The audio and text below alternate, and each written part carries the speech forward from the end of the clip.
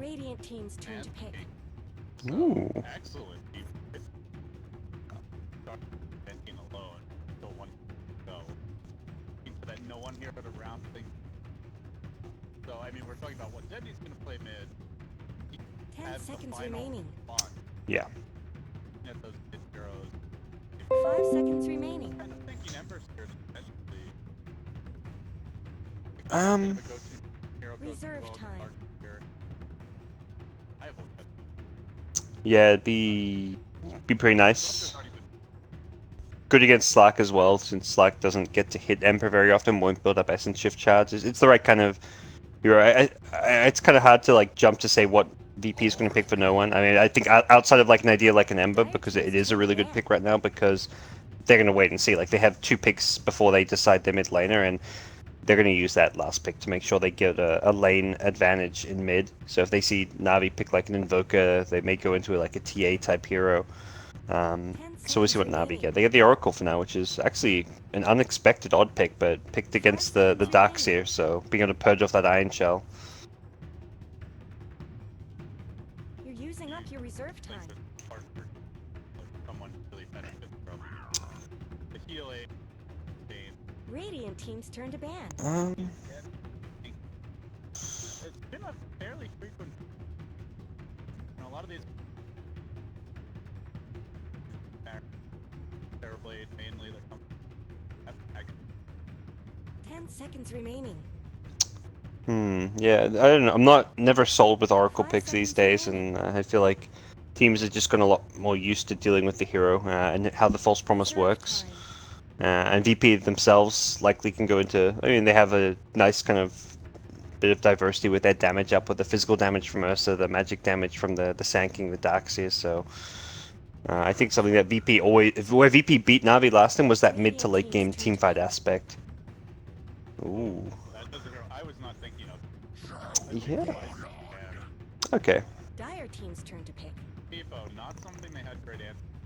Yeah, and VP ran it in the group stage, so I think just respecting VP's ability to actually play the hero now after their group stage showing on the hero. So the Dendy Troll going to come out. This is a hero that works a bit better with the Oracle. Nice like kind of tanky frontliner that actually gets a bit some decent benefit out of the false promise. Reserve time.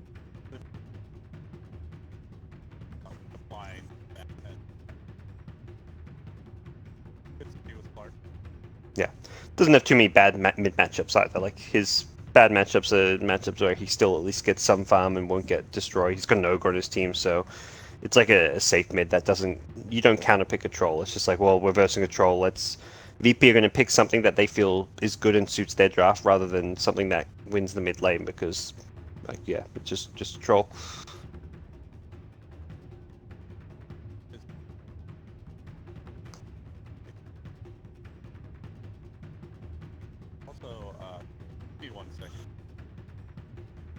Thanks.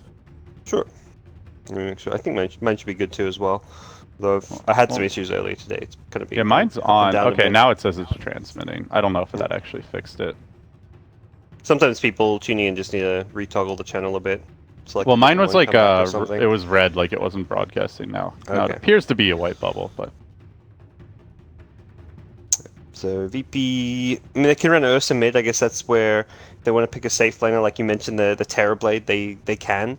I mean, TB can even be played mid. We've seen like NP do that with Eternal Envy a bit, and Hero definitely does all right there. But OD comes out, so they get a save. They also get like a decent mid that can scale and DPS pretty well. Doesn't necessarily handle the Slack super well, although can burst him down pretty nicely using the Soundings Eclipse. So they've got two pretty good AoE spells, really three actually, the Vacuum, Burrow Strike, as well as the Soundings Eclipse, or Epicenter even there. So they've got good AoE damage to actually hit the Slack during Shadow Dance and make sure he doesn't just escape away. Yeah, you also have another like kind of disengage ability with the Astral just to potentially save an ally who's been lassoed to, you know, keep someone alive while Slark is going on them in Shadow Dance. So. Yeah. Okay, gods, here we go. Game 1. It is only a best of 3, not a BO5 like we've had in qualifiers past, so not a whole lot of margin for error here. And as you mentioned, it's been a fairly long day for Navi. We'll see how that affects them as the teams get into their lanes. Navi TPing in early with Biver. They drop the deep lane ward. Meanwhile, Solo, on one of his typical smokes, gets a ward out near that bottom lane to keep eyes on any potential movement into the jungle. And it looks like VP going aggressive here. Ooh, so yeah, Dark's already heading up top.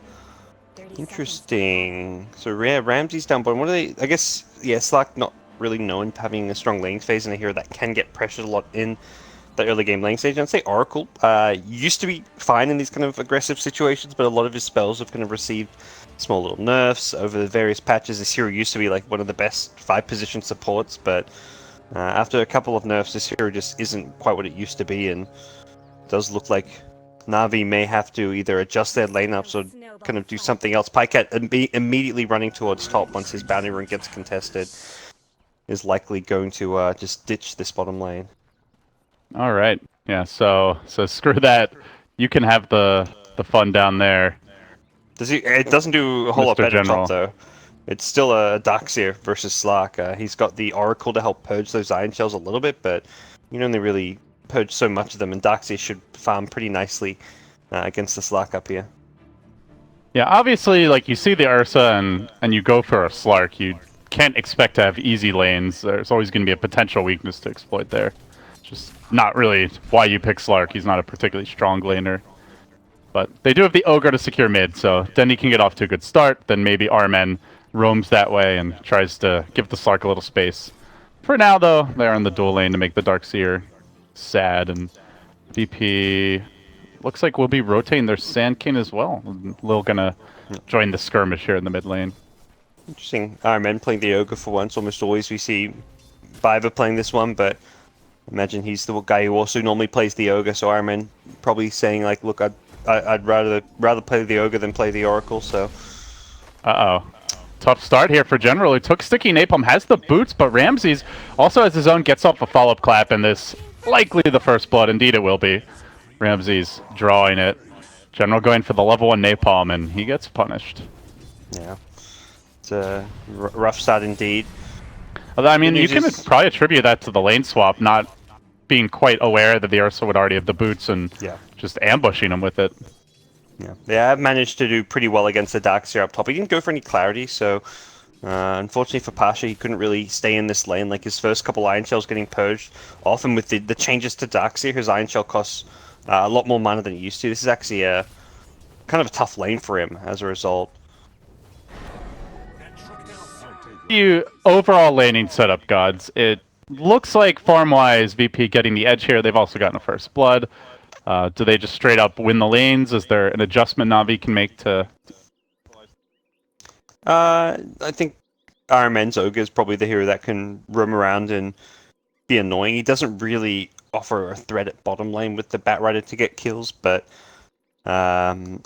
likely we see him just stick around this mid lane and try and give Troll a bit of an edge. Unfortunately for Dendy, even with the Ogre's presence so far, he hasn't really done all too well in CS. Just the 2 last hits and 3 denies. So if Navi can win top lane and perhaps have Ogre help them secure this mid lane a bit more, at least 2 of the 3 lanes will be going well for them, and they'll be okay with Batrider just getting experience, which so far he hasn't been able to really do at bottom, but with a level 2 and Firefly, he should be able to at least get XP down bottom.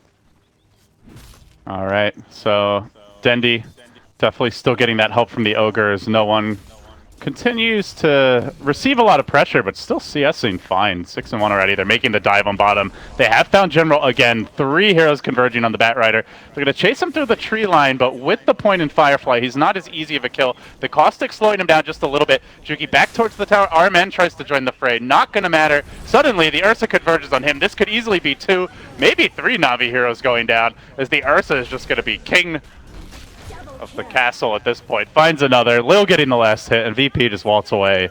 The trickle in effect simply does not work against Ursa. Yeah, that was a bit of a disaster, 1 by 1, just feeding the Ursa. It looked like Bat was trying to Firefly onto that little poking out cliff point at the bottom of the map where you can plant wards, but couldn't, I don't know, Pathing I guess stopped him from doing so, and didn't really have a good escape even with Firefly up, so that was the Ogre rotating off the mid lane, which means Dendy's not getting that help. They're already losing bottom lane. They lose it even harder now with the extra kill being given up, and just the one lane up top going well for Navi right now.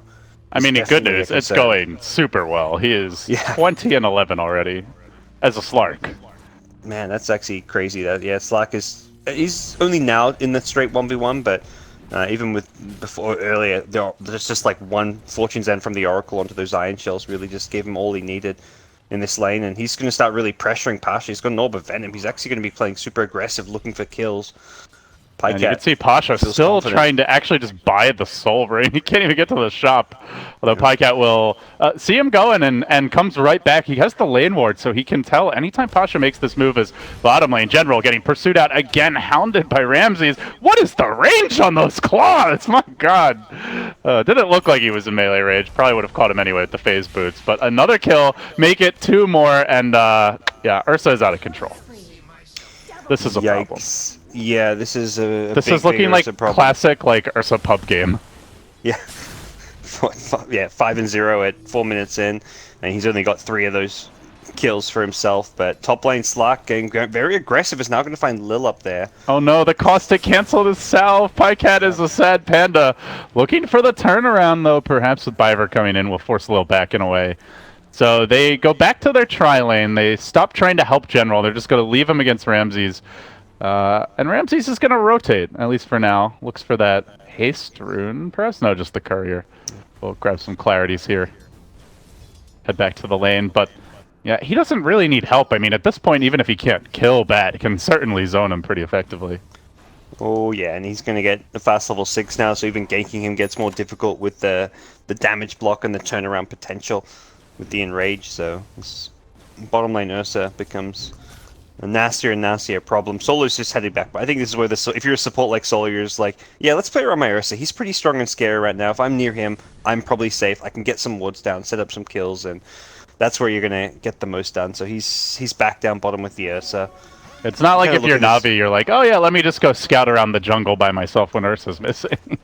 Yeah, probably not the case. Mostly just look at this top lane as like a lane where heroes like Sand King and Darks are going to go to leech experience, so you don't really necessarily want to try and fight up top. You just want to send like a Sand King to leech XP and get some farm where possible. The one lane I'm a little curious about, guys, does Troll normally like struggle this much against an OD, considering he's gotten a lot of help from his Ogre, at least the last few times I've checked the lane, the Ogre's been there. Should he not be CSing better? I think the denies are really good for Dendy. That's something where normally OD can secure CS pretty well using the Astral, and he is leveling up the Astral as his primary ability. So given that no one's leveling Astral, I'd say this is like pretty normal in terms of CS. Okay. Perhaps Troll a little bit under where he'd want to be in terms of his CS, but the denies is definitely a positive sign. Yeah, it's a well-documented aspect of Dendy's laning that he really does prioritize denies more than other mid laners historically, so could play into it as well. Yeah, I mean, he's one of the players, if he can get a CS or a deny, he'll normally choose the deny over the CS sometimes. And what a jerk. Yeah. Oh, Lil using the Burrow Strike here on an Ogre illusion. Pycat wants to punish that. He pounces in off the mark though, and now Pasha back into the fray. Pycat level 6, so he should be able to get out of here no matter what, barring a catastrophic error. He will get burrowed, though. Still not using that ultimate. He's been healed up a bit longer. He finally has to commit it just for the extra move speed, but VP continuing to chase. So they blunt any potential upcoming aggression from the Slark. And bottom tower actually went down during all that, so Ramses has just managed to solo push the bottom lane just by constant chipping, and he can skip the wave pretty well as well. So his Helm of the Dominator going to be up very early on, and getting a creep at like 8-9 minutes in as an Ursa is going to allow you to really just roam around the map, play super aggressive. There's a lot of good creeps you can get to really benefit you, and Navi are going to be... Oh, look at this aggression, gods. They know Batrider's off the lane. They're not going to let him farm in the jungle. Straight onto him. Ramses will move. One more attack, actually make it 2. Grabs another kill, so already a dominating streak. The jungle isn't safe. The lane isn't safe. And soon, Roshan won't be either, as you mentioned. About to get the Dominator. Oh, he's got the Elf Wolf as well. Yeah, the Dominator means he's probably taking Roche at level 8 with Fury swipes if he wants to, since the creep can tank Roche for you. But it doesn't have to go for Roche, and he can just look to continue to snowball. But getting an Aegis early on is definitely a nice thing to do. And he's smoked up with Sanking, so this could be for Roche, could be for making a play. We'll see where the priority lies for VP. Not a whole lot of mana on Lil, so looks like it will be into the pit.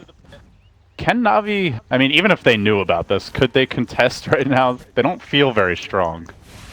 Not really. I guess VP aren't grouped up around it. They're just relying on the sneakiness of smoking in there at this stage to get Roche. So Darks is not really in a position to do much, neither's OD. So if they had there with numbers, they could have done something about it, but it would have become very obvious. Lil didn't even attack. He stayed smoke in the Roche pit, so if they came to contest it, his smoke would pop and he'd know that that heroes were nearby. So General ends up moving to the off lane, and guess who's there to greet him? It's his old friend Ramses. Shows himself in the lane. And reinforcements have arrived in the form of Lil. Gets a surge into a burrow, but General barely able to sneak over the cliffside there and back to safety. As that first... one of those first troll ultimates does get used. Dendi just taking over, farming the Ancients. They drive General off the lane, and they go straight onto the tier 1 tower, so... VP, very aggressive laning stage, really trying to secure map control here. Setting up for a second Roshan perhaps down the line. And for Navi gods, I guess the question becomes, like, how are they going to start asserting some map control, taking fights, or do they just have no ability to do that for the next 10, 15 minutes?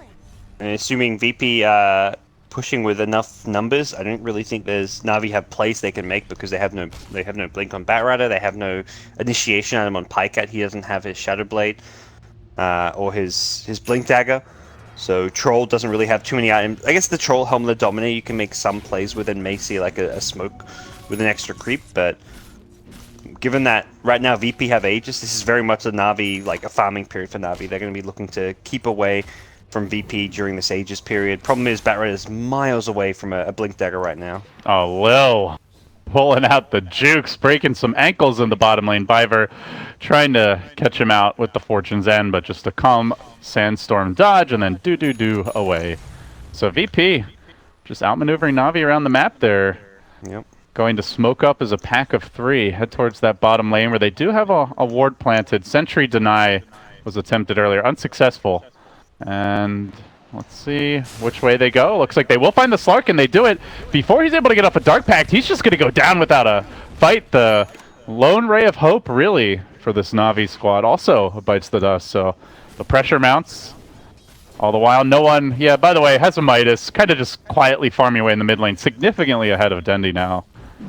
Mostly due to the tower gold, but has not had any pressure. There is an OD in this game, guys, lest you forget. He doesn't even have to enter the game, you know, he can just stay out of the game. He can keep jungling, he can keep farming his lane. His team's probably just giving him word like, look, they can make all these aggressive smoke moves without the involvement of the OD right now. He can, continue to farm the lane and the jungle, which he's been doing so far.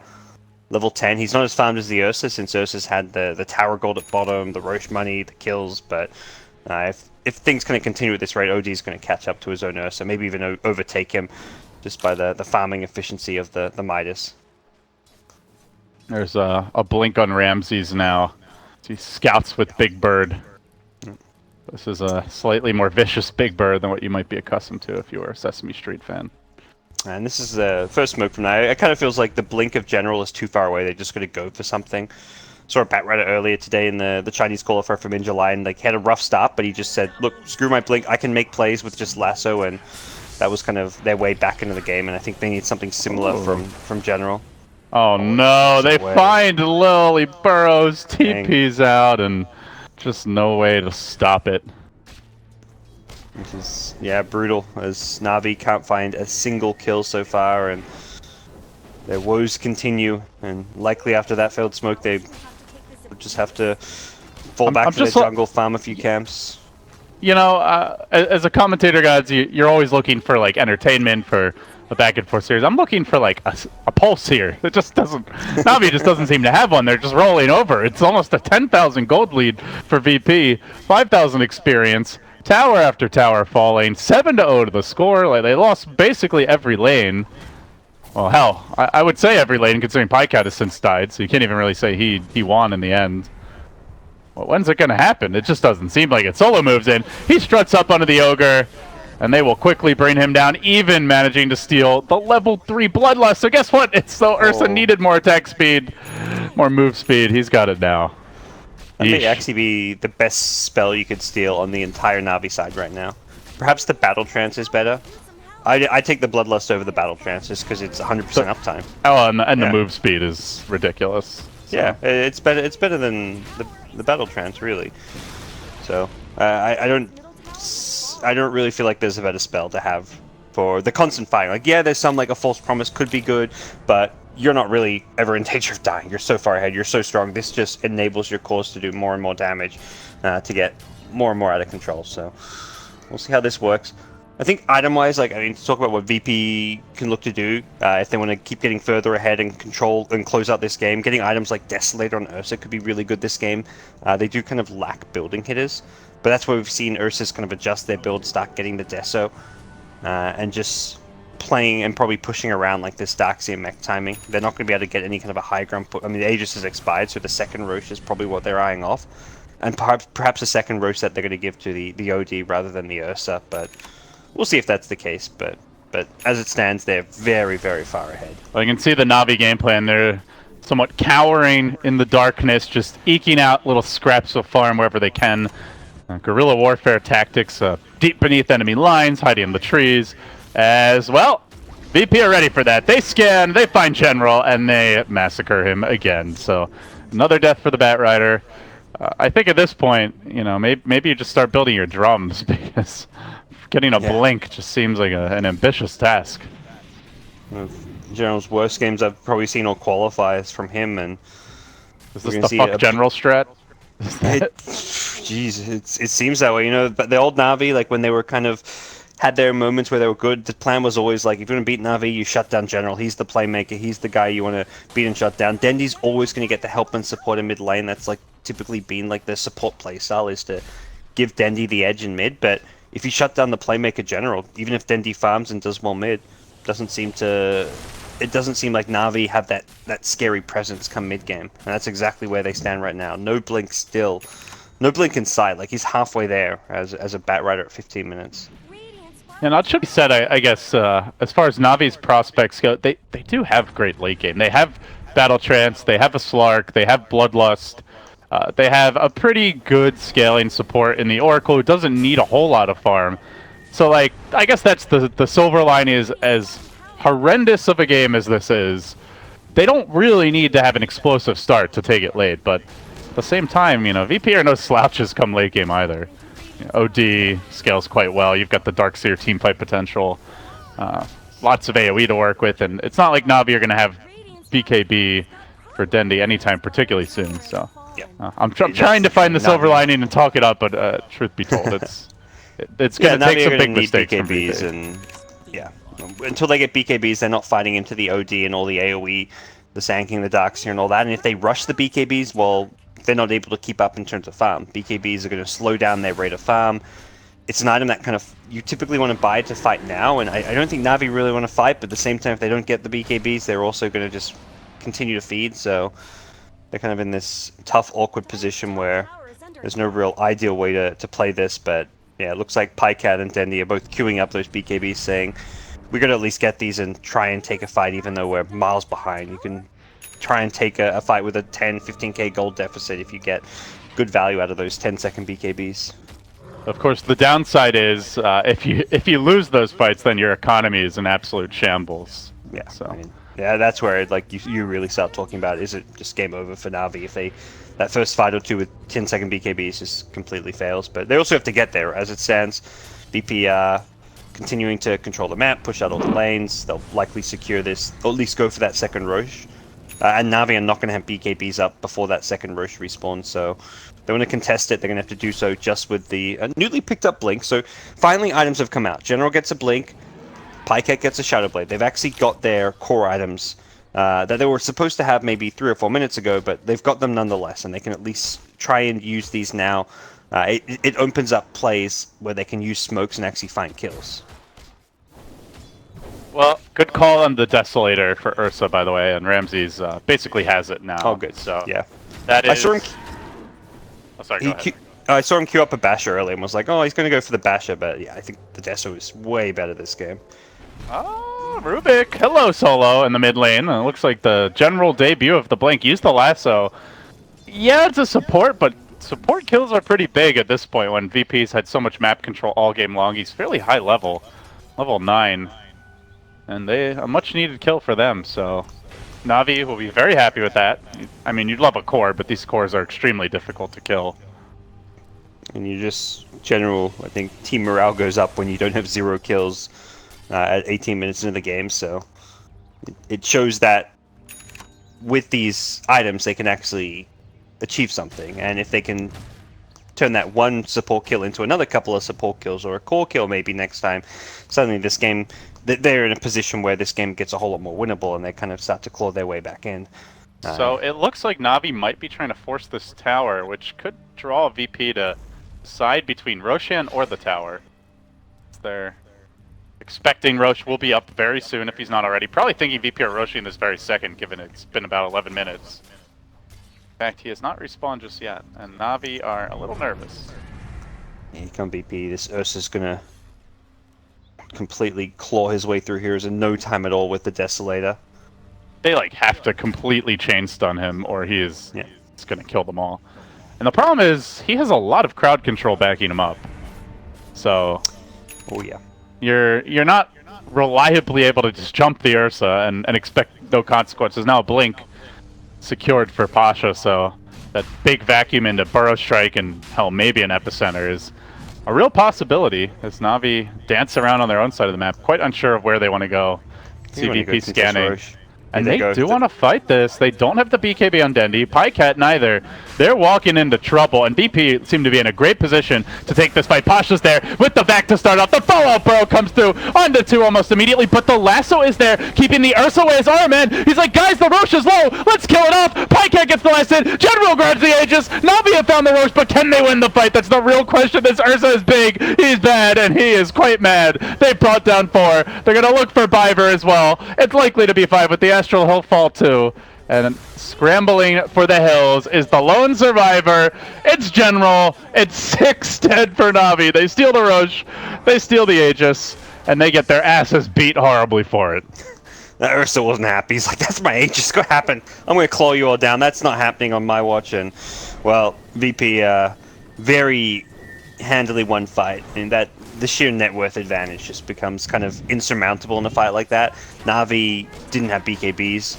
And you talk about how they look to fight into stuff like the Sanking, the Darkseer. I mean, let alone the Ursa. I think the only way you can beat the Ursa is if you're not getting disabled, and if you can ignore the Sanking, Burrow Strike, and ignore the Vacuum, then yeah, you can perhaps handle the Ursa, but you can't do that without those BKBs, and, well, even without an Aegis, it looks like VP are perhaps considering going for some kind of a play around this top lane, at least maintaining map presence so they can keep Navi in their base. They've got 4k golden OD. Another 2k gold on Ursa, everyone getting very, very farmed on this VP side. Yeah, you can see no one has a Blink Dagger in the quick buy. I'm wondering if he's like, yeah, you know what, I'll just buy like a tier 4 item now instead. Screw that Blink. But you know, things are looking rather good for VP. This is a best of 3, so even should Navi lose it, they'll have a chance to claw their way back in. And last time they played VP, I think they lost game 1 and still bounced back in game 2. But yeah, that's right. This, I mean, when VP is on their A game, it kind of feels like they're on a different level from Navi's. Pycat, as I say that, will find Solo, but gets astraled by no one. Now the lasso kidnapping him while trying to kill off Solo as well. Will General be able to make it out? That's the question. Use the Blink to initiate, goes up onto the hill. TP out attempted, no one. Does have the Burrow Strike support, so they're going to get a Rubik, but it costs them a bat in turn. Which was honestly, I think, given the deficit, probably a net worth win for Navi, or at least an even trade. But yeah, probably is. Actually, yes, the Rubik's pretty poor. Okay. Well, Slacko gets caught forget out the grass by though on the retreat. Yeah, that Ursa is out for vengeance. Ramsey's just rampaging through the mid lane, does find another kill. 16-3 the score. Only 6 more to go, gods. Only 6 more to go. It's slowly happening. And Ramsey, well, I say slowly, Ramsey's going to speed it up a little bit. Well, Astral's there. Armin trying to throw out maybe a little bloodlust from the high ground. Go, Denny. Live and prosper. Not going to happen. He's dead as well. So all 3 cores down. VP converging on the base. Game 1, a very clinical affair so far, and it looks like this is, if not the end just yet, likely the beginning of that end.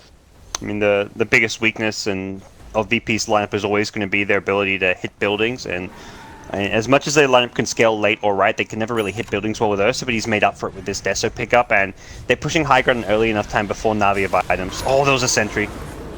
Oh god. Blink and you'll miss it. 2 more fallen. Diver on the run. It's over, Navi. They're already dead. VP, have mercy. Just kill their buildings. Knock them off the map and into game 2. I mean, if you could beat a team so hard in game 1 that you would just straight up win the whole series off of it, if there was some way to quantify a win being just too damned one-sided, I think this would be it. This is pretty ugly. Dendy, he's got BKB. He's going to waste it more or less. Doesn't really get much out. Gets out of an Earth Shock and obviously stops any follow-up disables or spells from hitting him, but that's the 10-second BKB. And, well, VP, back off. We'll take the shrines. Very, very straightforward game from VP. Started with a laning win at the bottom lane with the Ursa, and it really was the Ramsey show. He just completely snowballed out of control this game. Oh, Solo stole Battle Trance, by the way, so well, that'll be handy for pushing in the next lane of Rex. Yep, absolutely. And I don't even imagine VP necessarily feel like they want to wait for Roche. They've got so many big items coming out their way. The Ursa gets his BKB. The OD's about to have Blink and BKB of his own as well, so the late game items that are coming really in the mid game continue as the deficit just gets bigger and bigger between these 2 teams. Well, gods, we've got a little downtime here. I guess we can dig into the autopsy and start talking about why Navi is a corpse right now. Oh, here's the Hail Mary, LD. The four-man smoking? Do you want smokers 5? I don't know. Did everyone get bloodlusted yet? If so, I guess it doesn't really matter. No, no bloodlust. All right, this is a huge mistake. He'll TP in onto the shrine, perhaps. What shrine? No. VP have already decided to slay it. All right. Someone kill it. All right, there we go. Yeah. But yeah, speaking about the autopsy here, like, where did it really go wrong for Navi? Do you think it was the laning setup? We'll see this last fight momentarily. Blake, vacuum, BKB from Denny. He immediately scrambles away. Pycat also gets off the Shadow Dance and will likewise retreat, but the buildings, they can't run, and VP are coming for those as well. Yeah, I think draft-wise, it was always going to be a tough game. They picked the Slark very early, like they third-picked it because we're seeing it get banned out from some of the teams against Navi. It has been one of Pycat's preferred heroes, but the hero has some weaknesses that VP exploited. Like, they pressured it in, well, they forced a kind of rough laning stage by forcing Navi to rotate these lanes a lot. Ramsey's getting to work with the BKBs. They pound on Navi, almost finish off Denny with the big hammer drop. Not quite, but Ramsey's, he's like, I expect I could kill him in 1 less auto attack. Turning around prematurely a few times now. But that's 2 lanes of Rax, and any moment now, Navi, they'll accept their fate. They'll tap out while they still have any dignity left. There you go. I think it was always going to be a tough game. 3-22. I think they wanted the meme, gods. They were like, you know what? We're playing against Solo. We got completely spanked. It looks so bad, it's almost like we threw the game. Let's just make it 3-2-2 and then we'll tap out. They did it for the fans. They're truly the people's team, this Navi. So win or lose, you've got to love them, I guess. But are you saying that people lose in the end? Is that the moral of this tale? I mean, that's definitely the recurring theme with Navi fans.